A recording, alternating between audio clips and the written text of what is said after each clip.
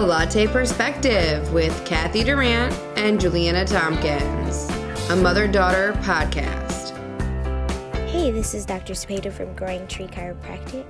We are a neurologically based chiropractic office in Mooresville, and we love to serve families, babies, kids, pregnant mamas, anybody from diapers to depends. So anytime that you need us, feel free to call us at 980-689-1893. Alrighty. Good morning, everybody. Welcome to podcast number 3, A Latte Perspective. a multi-generational conversation. Yes. So today we're going to talk about our relevant topic first. We are taping this 4 days, because today's Thursday, 4 days after Kobe Bryant's accident. And I know everybody's probably sick of hearing about it, or, you know, we've heard about it so much and all these different opinions. What we want to talk about more is how the social media has affected how society has dealt with it, I guess. So you see a lot of people who are saying Kobe Bryant, and then there's been a lot of backlash as to, well, what about these 7 other passengers that were on the helicopter?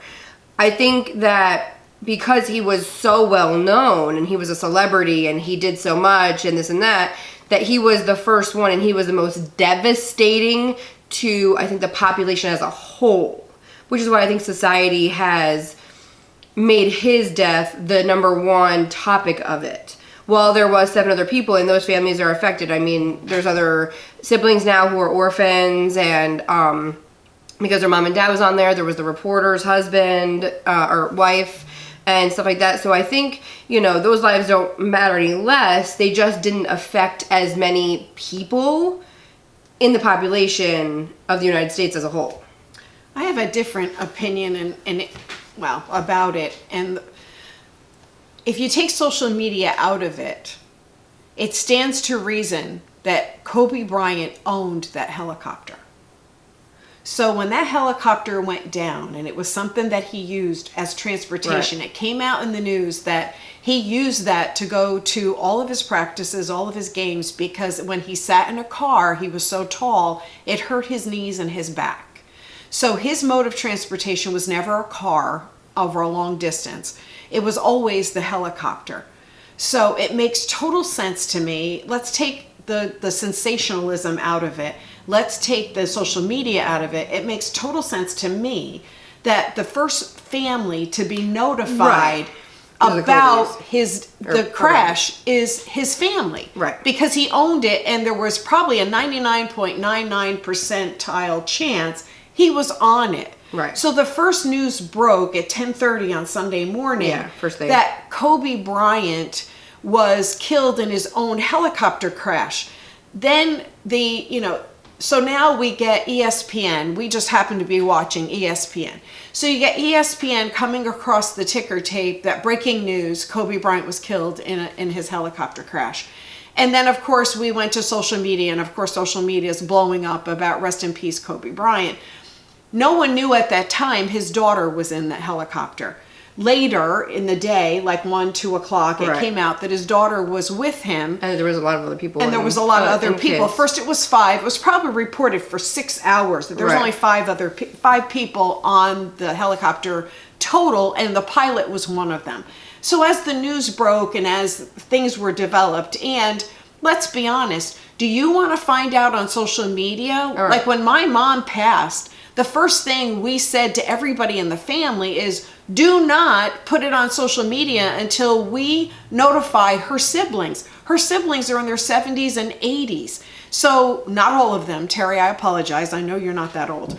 But the fact is that social media, has become a race as to who's going to break the news first, whether so who it's who knows if his wife even knew before the social media did. Correct. She may have found out from social media. And how horrible is that? I mean, and that's terrible, because now you find out from, you know, a source that's not official that your husband and your daughter have died in a helicopter she knew crash. that her daughter was with her husband. So here's another topic about this. So here's another thing I just read.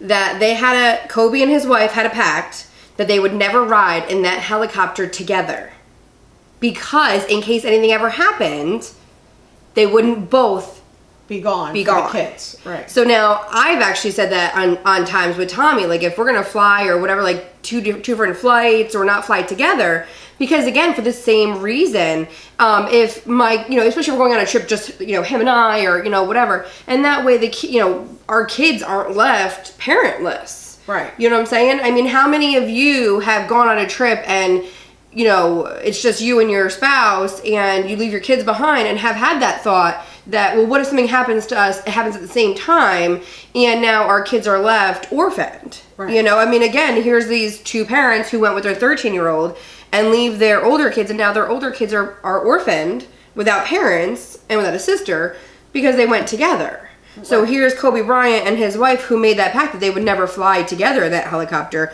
in case anything ever happened. They also found out that there was no black box, so they don't know what happened. Oh, there was a big thing saying that they were going to have a black box so they could listen to the radio yesterday. Well, unfortunately, it was so foggy in that area that the police choppers were grounded. Everything was grounded. And the other investigation that they were hoping the black box would figure out is that helicopter had autopilot. And when they found the helicopter, it wasn't on autopilot. Right. So the pilot was, and okay, now they don't know because there's no black box to tell them anything. Right. So, but he had an impeccable record. However, even that impeccable record, he was going on human instincts. And the report from the state police was that the fog was so thick in places that you could be driving on a road and have it so not visible that you didn't even know where you were. Were you on the road, not on the road, on the shoulder? Well, he was also saying, I saw a report as well about a called Pause or Hawes or something. It was something, I don't remember the exact, but basically what it would tell you is that there was terrain. So I guess what happened was there was a fog and he went down, I guess, to come out of it in a way, because it was cloud coverage whenever he came to come out of it. Well, what this would have told him was that there was terrain. Correct. Well, he didn't. This I guess helicopter either didn't have it. I think what it said was it didn't have it. So it didn't tell him that there was terrain. So that's kind of how. But you're still talking human error. Had it been autopilot, autopilot would have. But human error is human error. I mean, what are you going to do? And you know what? We're not going to bring them back with this discussion. Right. But let's also pay tribute to those that were on the helicopter with Kobe. They may not have been as famous. The baseball coach was known in his own right. Right. But his wife, his daughter. All lives matter exactly the same. It doesn't matter who you are. Just social media tends to magnify when you're in the spotlight all the time. And he was a good guy. He did good things. You know what I mean? He was doing his school and he was. But let's also make note for social media that we also have that dark side where they're tearing them down and they're doing. Came up with, well, he wasn't so perfect. He got arrested for whatever. But the truth is that. But who wants to remember that? Those of you have not ever made a mistake in your life, then you have the right to put on social media what you want. But if you wasn't there a Bible story about this? Oh yeah, there is. The first to throw stones. Yes, you know what I mean? Exactly. And nobody could throw a stone. And you know what I mean? So who are these people to judge who he was? You don't especially if you don't know him as a person. Right. You know what I mean? So we can't let's not throw stones at somebody who has passed away and their family is grieving. And same thing with the baseball coach. Who knows, or the woman or whatever. Nobody's throwing stones at them, and we're remembering them, and that's how it should be. Just remember them for their lives and him being a girl dad. But I'm going to throw something out there that how many people have virtual relationships on social media, friendships, people that they think are their friends. Right. How many followers do you have? How many followers do you have? But they think they're friends. How many people like your posts? Those are my friends. The truth is that you are not a friend unless you have a face-to-face relationship. Right. You talk on the phone. You have lunch together. You go shopping. There is no such thing as a virtual friend. So if you are a virtual contact, whether it's somebody that you like, a follower, or whatever, you really don't have a right. You haven't walked a mile in his shoes. You don't have a right to say anything. Right. And it's about time that we put down the phones and the laptops and the iPads and started spending as much time in real relationships than we do in virtual relationships. I totally agree. I mean, in the industry I am in, I watch people come in and have dinners with their family, and they sit and they watch their phones while their kids are doing whatever, not actually spending time together. So I think as a generation, we just need to put it on our phones and stop living in social media behind the screen. Agreed. So, okay, so now that we've talked about a relevant topic that, you know, seems to be whatever he's talking about. I want to talk about something else. So a couple weeks ago, on a Sunday, I decided myself to get baptized in my church. This was a long process because as my mother, as of 10 years ago, we used to fight about the whole Bible and Jesus thing fight is a very mild word. We used to have very, very long discussions. Not because I didn't believe, but because I was in the scientific realm and just didn't understand. And I guess more like judgy about it and the whole thing. Well, then I got pregnant for Wyatt, and as of like when literally giving birth, it's like you go through like this thing and it's like, how else can you really put into words having a child? Like, it's gotta be God. It's gotta be the divine God. I don't care what kind of God you believe in, but it's so that, because there's just no, I mean, I get science and the sperm and the egg, and I get all that. But to actually go through it and experience it, there's just no other way to put into words how it is, and it's just got to be some sort of God thing. So I kind of backtracked and was, you know, changing my mind, and then I started going to church, but I didn't go to Catholic church. I did as a kid. I'm not a big Catholic fan. Sorry for those of you that are. I'm just not. I like my contemporary Christian. I like going in. I like listening to the contemporary Christian music, and I like a pastor who. And shout out to Grace Community, you know, church in Orange County. I like a pastor who can talk to me, who has been through things and experienced things, and can really relate to what people go through. And they're not afraid to say so. You know, when you're preaching about something and being like, hey, I'm having my own struggles right now. That to me is what it, like, I guess, speaks to me. And when you put the Bible into everyday life and how you can help your everyday struggles with certain passages and things that the Bible says, and how to, you know, to me, that is what I really liked about church. But I am not somebody who likes to be noticed. So I just sit there and I go, and I never really got involved. I went off and on for the last 8 years when I was in New York. And I think part of that was I think I was always wanting to move and feeling, so I didn't want to get too involved with people and build relationships knowing that I wanted to leave New York in that area. So anyway, so I just never joined. I would go, and my kids would go to the kids' church and they liked it, and you know, so people started getting to know them but never really got to know me, and I stayed on the outsides. So we moved here, and I went to one other church before I found the Cove. And it was a Methodist, and I knew right away it was different. I'm like, this is not for me. It was dark. Like, you literally went into the thing and it was dark, and I'm like, I'm not used to this. So I went to a different one, and I found the Cove, and it's got the contemporary Christian music, and they're up and they're dancing, and they're, you know, it's like a concert every time, and I enjoy it. You know, and I'm still, you know, to myself, I still don't like put my hands up and praise and worship, but I should. I just am so self-conscious that I don't. So when they said they were going to do baptism, which I have wanted to do for years, but I have been literally way too shy to do so, I was like, I'm just going to do it. I'm going to jump in with both feet, literally. So I did. On January 19th, Mom got a video, which people on my friends page do not see because I'm a little self-conscious about it, because you see Jules and all her. You blocked it? I didn't block it. No. I just didn't share it. Juliana. Not because I'm ashamed of it, but because Jules is in shorts in a pool.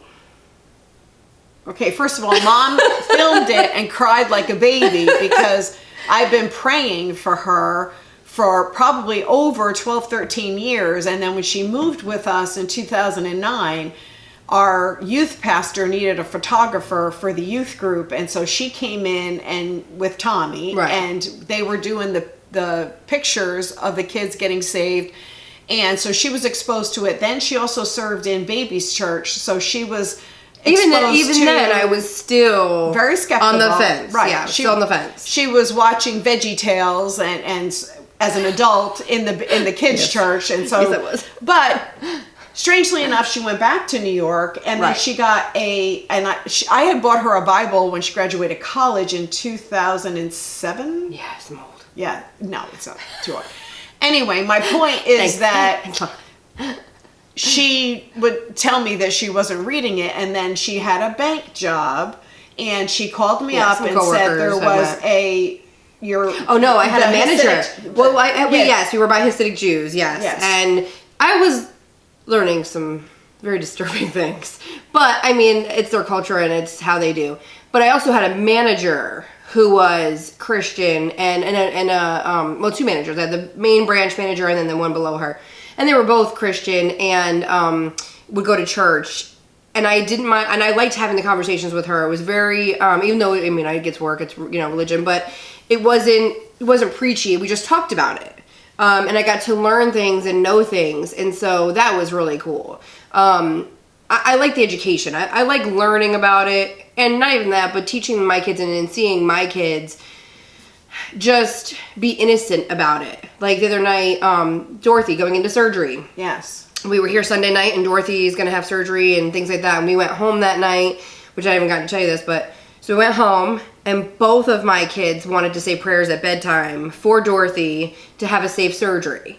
So, we went into each of their bedrooms and they both prayed and had their own moments to, pray for her and to ask for safe, surgery. So, I mean, to see their innocence about it, and Faith loves the worship music. She loves singing. That so, kid loves to. I mean, we were there. She prays at dinner every Christmas night. Eve. She's our I was dinner gonna prayer. say, we Yep. were there Christmas Eve, and we were like, okay, we're going to say grace, and it was Joel's dad and his wife, and Bob and I, and Dorothy, which they call her Grandma Dorothy. That's Bob's mom, and the kids and stuff. Mm-hmm. And we're like, okay, we're going to pray, and Pop, which is Bob, usually prays. And she was like, no, I pray. Yeah. And so she In our house, she prayed. Yeah, so she prays. prayed over the. She's But what's funny about it, gonna but what be I think is 7. funny, so what I think is funny about that though, is that the prayer she does is Bob's prayer. Yes. Because she's heard Bobby do it so much that that's the prayer she uses at home. Yes. So it's literally the same one. So I thought it was really kind of funny. I wanted to see his expression to it when he heard her doing his prayer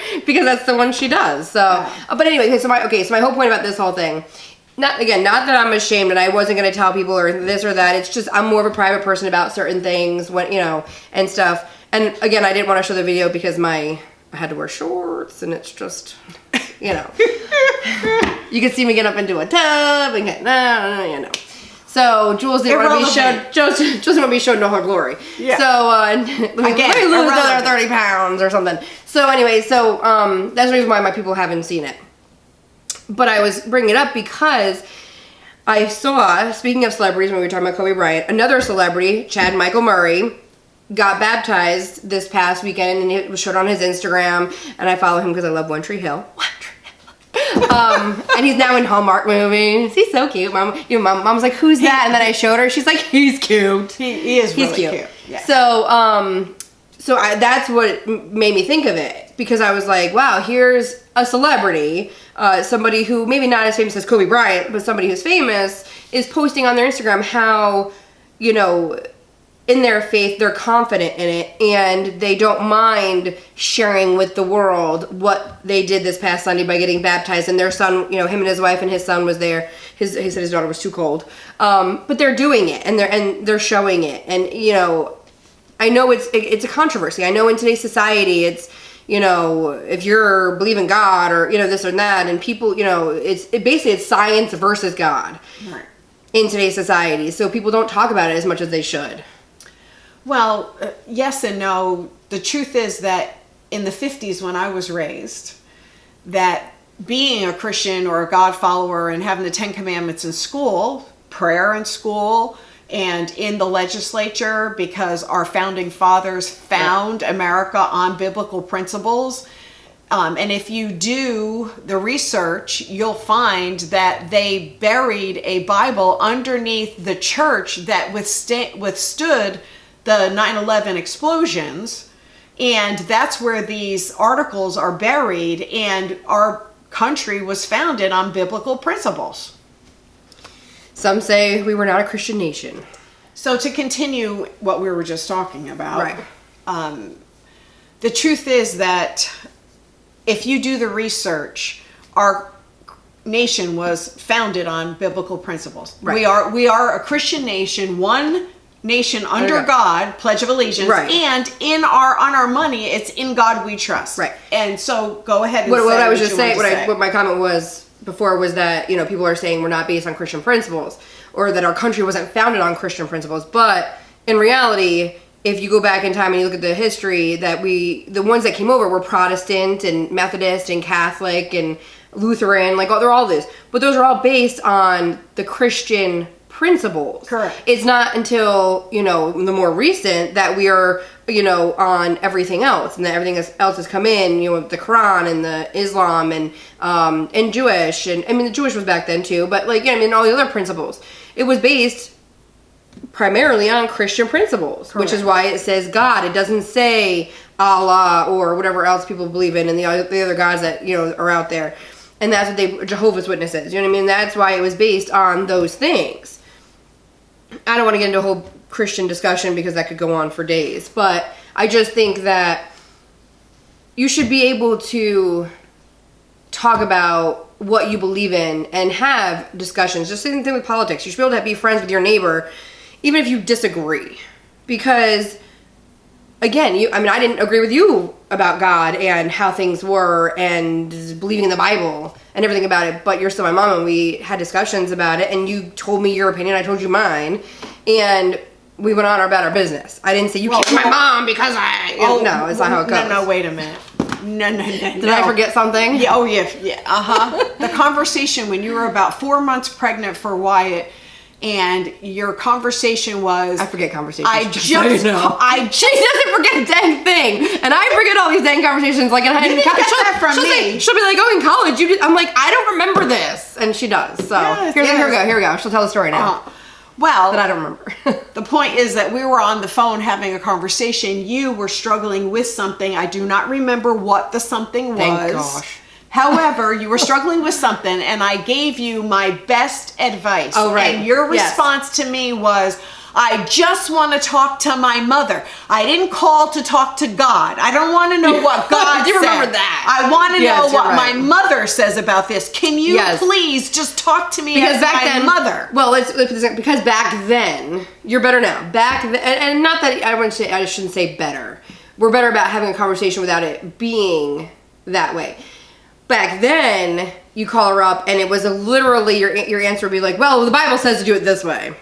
And it's like, okay, I don't need to know how the Bible tells me to do it. I don't need to know what the Bible says. I just need, like, a mom to talk to. I just need mom advice. I don't, I want to know how, like, I'm feeling this way. I don't need the Bible to tell me. I'm learning more and more now in going to church that, like, a lot of people turn to the Bible and this, and how to deal with things. And I get that. But at the same time, you want the human interaction as well, and the mom, and so that was also a part that we've had to really overcome in our relationship, because I didn't understand it, and I didn't agree with it, and it was very hard. I mean, so I wouldn't want to call her back then because I want to hear what God would do. Yes, and I get that. I totally get that, but. And I'm not defending myself. I was in a part of my journey in life where I was spending a lot of time in the Bible to fix what was broken in me. I had insecurities. I had fear, depression. Mm-hmm. I had I was tortured and tormented by anxiety. And the only runs way... in our family? Just saying. Well, and I think that in future... runs in the family. I think future podcasts, we really need to expand on depression and anxiety and panic attacks. And how, that affects us.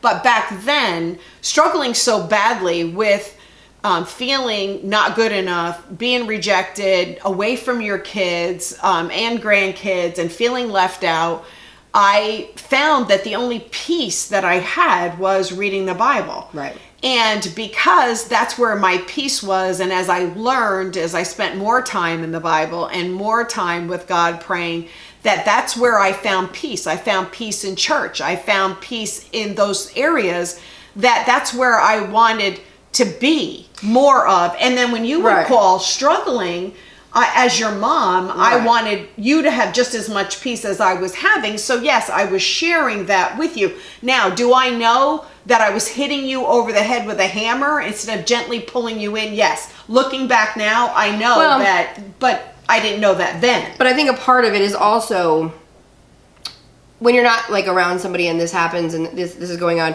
it's almost like you're losing that person because they're becoming so entrenched in something and they're getting lost in it. And I'm not saying it wasn't a bad thing. No, it was a but good you thing. said that to me. But it's like you're losing them. You're losing that relationship. You're losing that you're a part of them. And it's not a negative thing. It's almost like a cult, like and they're not a cult. I'm not saying my opinion is not that the church is a cult. That's not what I'm saying.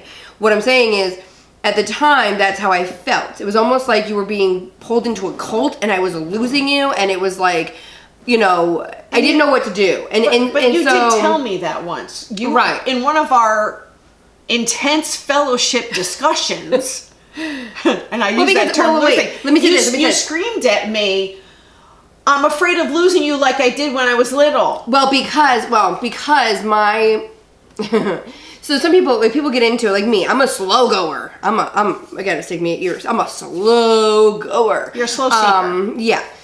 My mom is the complete opposite. When she does it, she gets like from 0 to 100 and she goes deep into it and you just lose her. And I think that was part of it because when I was a kid, and this is the other thing I struggled with too and we've had this conversation. When I was a kid, my mom wasn't all about God. That wasn't until she came down here. When I was a kid, we were in Pennsylvania and there was a lady named Barbara. And Barbara believed in meditation and fairies and things like this. And I couldn't, Reiki and tarot I cards couldn't blow and out a candle because the fairies would steal my keys. And I'm like, Yes. what? So, Yes. I'm a kid. And again, she was in it. She was in it deep. Right. And but I just didn't understand it. And I'm like, Right. And it's what happened with Jules and her slow go into Christianity. I take full responsibility for it because even though I got saved at 18, I didn't get plugged into a Bible-based church. I didn't have a mentor. I didn't know what it meant. So I went back to your dad was Catholic, Right. went back to the Catholic church, went to my Methodist church when I could, raising the kids Catholic. So we'd go to Mass as a family and then I'd skip out and go to Methodist church when I could. So there was a hole there that getting saved opened up for God to fill, but nothing was filling it. So when I was dealing with anxiety and depression and fears, I tried really hard to find something. So I did go after tarot cards and Reiki and meditation and levitation. And I mean, I was in the dark arts, something awful, witchcraft. I don't think you even knew it. I don't think you even knew it though. No, I didn't know what I was doing. Right. It was bad. I don't think you knew what it was. I just think you I was you were searching. I was searching, but you to were in fill it that. deep. Yes. And again, when you're 12, 13, and your mom goes, "Don't blow out the candle with your because a fairy's gonna come and snuff the candle. snuff it out." And I'm like, So then, of course, so I'm thinking you're a little crazy. Yeah. Because I don't know. with good reason. She had every reason to believe that her mother was nuts. Because I was nuts. I mean, I was truly out of my mind at that time. But so she comes by it honestly that when I introduced her to Christianity, a born again Christian, and the Bible, I thought she was crazy again. She questioned me. And she had every right to question me. Right. Because it's like you cry wolf. And okay, this is the right thing, follow this. No, this is the right thing, follow this. No, this is the right thing, follow this. And then when you really do find God, the center of who you are, who created everything, your safe place to fall, your peace, your calm, your joy, and you try to explain to your daughter, this is the real thing, she had every right to look at me like, oh, she's going off the deep end again. Exactly. But I think now, again, we've realized just how things are going and what it is about. So I don't think she's as crazy as I used to. So just in conclusion of this topic, I think that we are on a definite journey. Yes. and we can continue talking about that, and stuff. But we don't want to get too much into beliefs and things like that, because again, we want to keep it lighthearted for now, and not get into too much of what we believe and things like that. Just like we want to get politics right this second. We believe what we believe, but I don't want to be like, hey, push this on you and stuff. No. So And I don't want you to feel like that. No, and this is about our mother-daughter dynamic. Right. And this is one of the subjects and a part of our journey, and that's what we're sharing it for. Right. So that's just so that that point's clear. Right. So now Mom has a topic which I do not know about, so this is going to be very interesting. Let's see what she has to say. Okay. Okay, so yesterday... Oh, gosh. Okay. Joel called and said that her and Tommy were discussing their future. Yes. I won't go into details. Okay. Okay. So they were discussing their future, and I listened, and I commented. So give me 3 minutes to explain. Okay. Joel's first response about my comments were, I don't know why you can't just be happy for me. I don't know why you got to be so negative all the time. No, that's not what I said. That's not what I said. What I said was, I was telling you not to get your opinions back about it was more about just kind of informing you. But you gave me kind of negative opinion back. And in your opinion, it was negative. Yes. Yeah. Okay. So Ken. All right. So as we were talking, I want to give the dynamic of a mother versus a daughter. A mother who is in her 60s and has had 3 businesses and lost one in the recession because of things way beyond my control, basically losing everything, becoming homeless for 2 weeks. And we're talking going belly up for $750,000. So that memory is very fresh in my head. It happened in 2010, so it was only 10 years ago. But that neither said really is important. Right, neither here nor there. However, but history. As a mom, the mom side of the conversation with a 34-year-old daughter who is explaining her future plans, I just want to make it perfectly clear to you what was going through my mind before it came out of my mouth. Because trust me, it was censored. It was very censored. What came out of my mouth was not what was in my head. Of you. But, so, from a mother's point of view, and mothers, I'm talking to you out there because I have girlfriends who are mothers of grown children. We've had this discussion. One of them was yesterday. And the truth is that we are all in this situation where we don't want our kids to suffer from the mistakes that they could make. So we want to advise a way of going about, yes, you can do this, but you should do it this way, not the way I did it to get hurt. However, what goes through my mind. So this is what was the conversation I was having with myself. So you're going to be so proud that what came out of my mouth was not what I was thinking. So the first thing that came out of my mouth was, she's never satisfied. It's never enough. She doesn't understand there's seasons in life, that these seasons that you go through are only for a period of time. This too shall pass. That you don't have to race on to the next thing, that you can, yes, it is not nice now, but if you were to call up Barbara or Carol Ann or Monica and ask them what their life was like when they had young children, they would agree with me 1000% that their husbands were never home, that they worked extreme hours to provide for their family so the wives could stay home and raise the kids. Now, yes, I understand that you work on the side. That's not my point. My point is that as a mom, as you're talking, what's going through my head is, here she goes again with, and I understand that the job you have now, which is your 3rd since you got here, you're not happy with again. Well, okay. Let me finish. Go ahead. Okay? So as we're talking, the conversation going through my head is, I don't know what it's going to take for her to be A, happy, B, satisfied, 3, stable, 4, consistent. And the next thing's going through my head. Here, let me tell you. No, honey, it's your age. It's not my age. Okay, let me finish. Okay, it's not my age. Okay, Okay. let me finish. It is your personality too.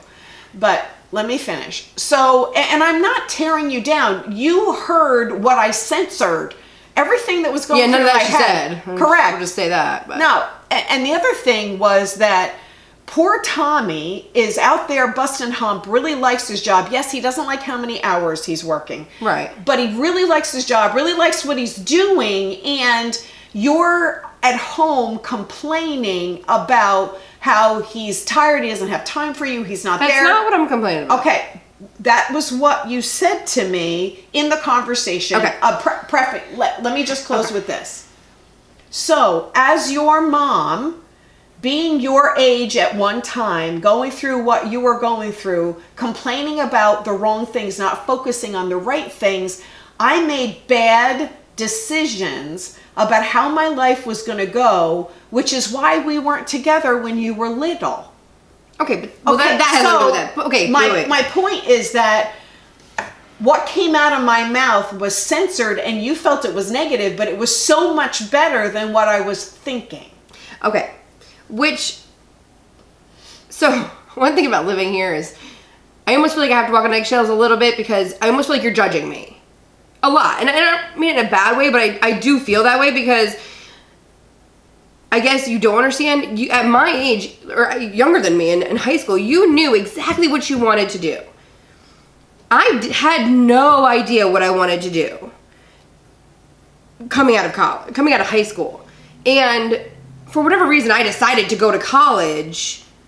I guess it's not like a good idea. Was not a great idea. And I've since, and now being 34, have realized that I should not have gone to college out of high school because I didn't know what I wanted to do with my life. And I spent all this money. And I think what you don't understand especially is that what I went to college for, I did it because I wanted to do it better than Robbie. And I know this sounds terrible. Please don't hate me, Robbie. But I wanted to do it better. For one, I knew it because he had opened a bar at 15, when I was 15, and so I'd been doing it, and I knew it. But in my head, it was like I wanted to do better, and I wanted to be better than him because he was my older brother, and and I felt like I could do it better. And so why not get the education to do it better? What I didn't realize in that moment and in that season of life of doing this, that I didn't want to do it for the rest of my life. It wasn't, I'm good at it and I can do it, but it's not what I want to do. I don't want to work the 50 and 60 hours a week because I have kids and because I want to be there for them. And I don't, I like bartending, which is one of the jobs I've had since I've been here. I forget all the crap that comes with working with people younger than me or girls who, and we've talked about this, who have drama. And I just want to go in and I just want to work and go home. Again, one of my mantras of life now is I don't need the title. I can make the money and go home so I can be with my kids, because where my purpose is in life is my kids and raising them and being with them. And trying to make them the little best humans that I can. And so, yes, I mean, do I need to make money to live? And I mean, obviously, but I don't want my legacy to be the best worker I can be or the best employee, because no matter what, they're going to replace me 2 seconds later. I mean, I can die and they're going to replace me. And I don't want to be in an industry that's like that. And I know that that's how my industry is. But I also don't, I figured out that it's just not my industry. I don't, and I think one thing that got me too, when I learned right out of college, I didn't have to go to college to be a restaurant manager. I spent $80,000 to figure that out. And it's like I'm still paying for it. And I think there's a resentment there about it. So I don't, I get these jobs because I know I can make money being a waitress or a bartender. I came down here with a management job. Again, I worked 50 hours. You were having a rough time watching the baby. Absolutely. And, so that was on my mind. It wasn't just me not wanting to do it. It was that you were having a rough time with the baby. So I didn't want to keep the pressure on you. When I came down here and I got the job and I had that job and I was working so much, it was a great excuse to leave the job because for one, I did want to be with the baby. She was only 2 months old, and I wanted to be with her. I wanted to spend the time with her. I wanted to get to know her. Understandable. That's what I did with you. God, really? She's the last one. My husband would just get fixed. Come on, snip them things.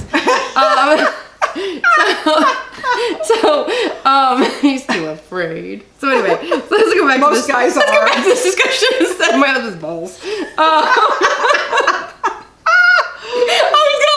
One.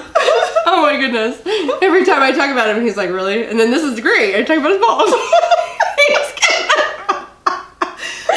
this part of the topics that we cannot talk about on the podcast? Probably. Oh my goodness. He's gonna love it. So anyway, back to my not working thing. What was I gonna say? Yeah, so I wanted to spend time with the baby, and Bring yourself back, Joel. Bring yourself back. So I wanted to spend time with the baby, and you were having a rough time, and that was an easy one to not. And then I went and got the bartending, and it was great, but there was just a lot of drama in it, and I just wanted to go to work and not have to deal with it. My problem is this: I really don't know what I want to do with my life. I haven't really found what my purpose is and what my journey is, and I'm trying to figure that out. But in the meantime, I've had to find jobs that I can make money. And I called Tommy up, when I was talking to him last night, and I said, gosh, I miss my cushy school job. And I complained about that because it wasn't challenging enough. You know what I mean? It was a challenge at first. I was doing new things and this and that. I like a challenge. Waitressing is not a challenge to me. I mean, okay, it was a challenge for 2 weeks when I had to learn everything, and now I'm like, yep, good, I'm done. I like a challenge. I like to everything be a challenge. This is a challenge. This whole thing is a challenge.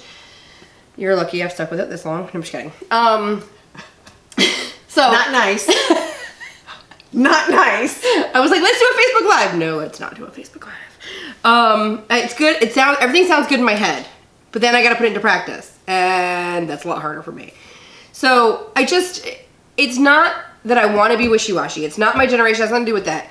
It's me personally, because I haven't found what I want. It's like you were saying with the God conversation, that you couldn't find the peace and you had anxiety and you didn't know what you wanted to do. I feel like there's an emptiness that I can't fill, and this industry is not what's fulfilling to me. It's not what I want to do with my life. But you keep going after it. It's not that I keep going after it. It's what I know. Right.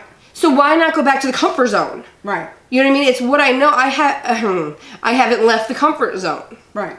Why not go waitress? It's what I know. I can excel at it, and I can look really good. And what do? I look really good. Right. Because I can do it. Right.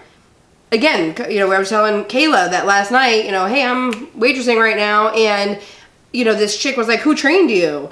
And I'm like, Ashley, this girl Ashley. And she's like, oh, she trained you well because you filled up the salt and peppers. I'm like, honey, I've been a manager. Like, I've done this for years. I've been above you. You know what I mean? Like, I know what I'm doing.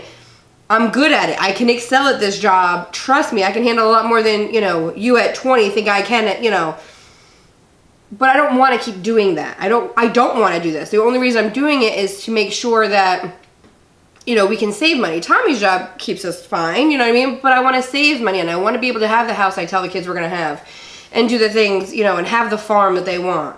That's why I keep doing it, because I know it's money. Maybe not this one so much, but usually. So, that's why I do it.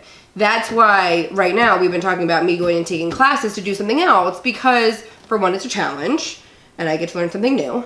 And because it's almost like a career. It's something different. Not that obviously restaurant management isn't a career, but it's a 50-hour a week.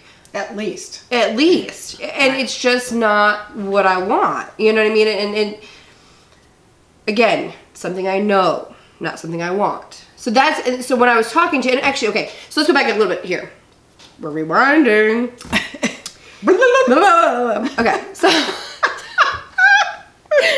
Okay, so rewind. Back to what you were saying about my husband. I am not complaining about him not being home and not giving me enough attention. That's not my problem. I feel bad because when we discussed moving down here, I promised him a better life. I didn't promise him more hours. I didn't promise him, not seeing his kids as much. I didn't promise him having to work, all this and doing all this and not spending time with me. And again, I'm not doing that selfishly. This is not what I promised him. And so you have to understand, I wasn't coming from a selfish thing, like he's not spending time with me. And I'm like, no, it's because I feel bad. It almost coming from a guilty mindset that I want him to want to be here and have a good life. So if that means, because before we moved down here, he was talking about, is that 40 seconds or 4 minutes? 4 minutes. Oh, okay. Hi, just letting her know. Okay. So you know what I'm talking about. So I promised him a better life. And before we moved down here, he had expressed, my husband wants to be a stay-at-home hubby, by the way. He does not want to work. So if I told him tomorrow he didn't have to work, he'd be like, okay. You know what I mean? He'd stay home and he'd do his carpentry and he'd do his, he'd build something, or he'd work on a car, he'd work on his truck. He would do other things. He doesn't have a problem with it. Yes, does he enjoy what he's doing? Yeah. I mean, he likes working on big machines and rollers and excavators. I don't know. It's big machines. I don't pay attention. I don't understand what he says half the time. I just nod. Yes, honey. As long as you enjoy it. I mean, what am I going to say? So I just want him to be happy. So if it means getting him to where he wants to be, and yes, it might take time, and we both know that. I wasn't telling you in this conversation to say, tomorrow he's quitting his job and we're going to do it. No, it was, this is what we discussed last night, because this is what we discussed before we moved down here, and I want him to be happy, and so we're going to make steps to go there. Whether you agree or Bobby disagrees or his mom disagrees, or it's like it doesn't matter. I saw a quote the other day that totally made sense to me, and it was, I think it was one of the like MMA fighters or something, and it was something about, if you tell people, don't tell anybody what you're going to do, because they will just break you down about it and they'll talk negative and they'll talk you out of it. And it made sense because he's an MMA fighter. I mean, I would talk you out of it. Just saying. But they'll talk you out of it and they'll give you negative comments. And where you didn't think you were being negative, it came across that way, because instead of going, well, that's a great idea, whether you thought it was a great idea or not, that's great. If that's what you guys are wanting to do, it's going to take time. But it was like, automatically, it was like negative. So that moment is in my mind, I'm like, yeah, why did I even say anything? Because it's almost like you know what I mean? Like, and I receive everything you just said. Okay. First, I have three things. I have three things. The first thing is that as soon as I said what I said, and you made that comment about negative, it immediately reminded me of what my mom said about us moving to North Carolina. And we talked about this last podcast. The last thing I want is to be like my mom. And I knew in that moment that I had handled it incorrectly. So that I want to acknowledge. Learning moment. Yes, it's definitely a learning moment. Second thing that you need to learn is that you are not responsible for anybody else's happiness. I know. Jewel, it is not your job to make sure Tommy's happy. You need to realize that if Tommy was really miserable... Whoa, no, wait a minute. Let me finish. You need to realize that if Tommy was really miserable in his job, wouldn't he say something to you or do something about looking for another job? Okay. But you are so bent and concentrated on, I convinced him to move here, so I got to keep him happy so he's not sorry that he moved here, is not your responsibility. Okay. But wait a minute. You're a wife, and if your husband's unhappy... I'm not saying that. I'm saying... I understand where you're coming from, but as a mom at 65 years old, I'm telling you, you are not responsible for making anybody happy. Okay, so then the third thing I wanted to say to you was, I'm never judging you. I'm very sorry that you feel that way, because I'm never judging you, ever. I have never judged you. I hope I never will, but I'm never judging you. That I don't ever want you to feel that, and you need to hear me when I'm telling you that I'm not judging you. I am so proud of the mom that you are and the wife that you are and the daughter that you are. I am so proud of everything that you do that I would never judge you, because I was judged my whole life and I know what that felt like, and it hurts me. It hurts my heart to know that you feel that I judge you, because that was never my intention, ever. I love you unconditionally and warts and all, because you're my daughter. I have warts now? It's all right. Just the way you are. Just the way you are with your kids. No, you know their flaws, you know their strengths, you know their weaknesses, but you love them no matter what. Right. And I love you no matter what. Are you quirky? Yes, but I love that quirky. You know what I mean? You keep me on my toes. You're saying I'm weird. I said quirky. There's a difference. Quirky. Quirky good, not quirky bad. But they're quirky bad. You have to understand that I'm learning through this transition period how to express my affections for you differently, and your feedback is extremely important. So thank you for saying that, because I wouldn't be able to clear the air if you hadn't said it. Right. So thank you for saying it and being transparent and saying it and taking a chance of how I would receive it. But I also want you to understand that that gives me an opportunity to change your perception of me from over the years, because I have never judged you. Well, I have never judged you. Society judges me enough. I don't need my mama doing it. So. I have never, and I won't, and that's just the way it is. Well, I appreciate it. I mean, again, it's hard to communicate. It's hard to, again, we're navigating a new relationship. Yeah. It's going to take time, and it's going to take, work. And again, I think it's hard because when you do live so far apart from somebody and you don't really know, and you only have phone conversations, or you only see each other once or twice a year and stuff, it does, I guess, come across that maybe you're judging or, whatever. So that's the mindset I'm in. So I'd have to but let's just put it this way. It's not even just you that I feel I think I judge myself so harshly that I feel like everybody is, if that makes sense. Oh, absolutely. So you might not be, but in my mind of the way things are coming across and how things are and stuff, that to me it feels that way. So, I mean, yeah, you might not be, and in your mind you're not, and whatever. But for me, because I'm judging myself so harshly, because you have to understand, not knowing what you want to do with your life and jumping from job to job, it is hard for me. It doesn't make me feel good, because I see everybody who has careers and meaningful lives and jobs and things like that. I wanted to be a cop, but with having kids, it was hard. And I didn't, in the time with all the cop shootings and everybody hating cops and this and that, and it was like, I'm not going to lose my life as much as I want to help people. I'm not going to lose my life, and I don't think I could see dead children. I just can't. So I was like, we're going to rethink this. But having felt like I did know what I wanted to do and then didn't do it, it's just hard. So that's why I keep going from job to job, because I feel like I'm trying to find my purpose and I'm just not finding it. It's not because I'm lazy and I don't want to work. It's just a fulfillment thing. So what we have to announce. This is a long one. Yes, we're sorry this is so long, but it was necessary. But what we want to announce is that we are going to be doing a Facebook Live interactive discussion. Yes. In the future. Jewel will put on Instagram and Facebook when we're doing it, and she'll give you a week countdown, a 5-day countdown, 3-day countdown, whatever, so that you all can be ready and you can tune in and talk to us and ask us questions.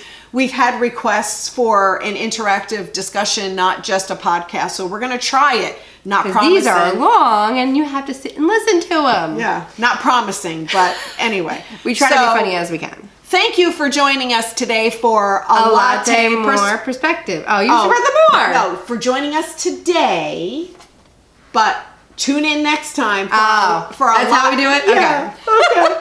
Okay. Now that she has our ending down. Yeah. So thank you for joining us today for a latte perspective, and tune in next time for a latte more perspective. There we go. This podcast is brought to you by the Cedar Stump Pubs, Statesville location is at 3442 East Broad Street. Troutman location is at 152 South Main. Remember, every Friday we have music bingo from 9 to 11 p.m. Every Saturday night, live music from 9 p.m. to 12 a.m. We're open till 2 a.m. Come rest your rump at the stump.